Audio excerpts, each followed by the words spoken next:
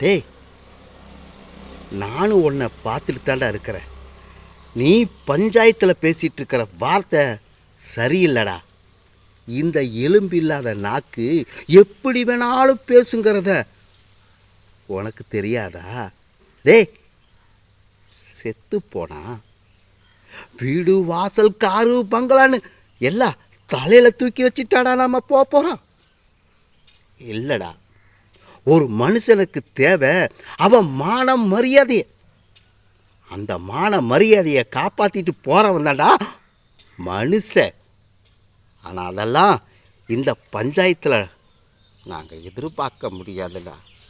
போதுண்டா சாமி, உங்கள் சாவகாசமே எங்களுக்கு வேணாண்டா. அப்பா, இந்த பஞ்சாயத்தில் நீங்கள் என்ன முடிவு சொல்கிறீங்களோ அதுக்கு கட்டுப்படுற ஐயா. ஆனால் அது நியாயமாக இருக்கணும். அநியாயம்னு தீர்ப்பு சொன்னீங்கன்னா சத்தியமாய் இந்த உசுறு இந்த பூமியில் போயிரும் ஐயா, போயிரும்.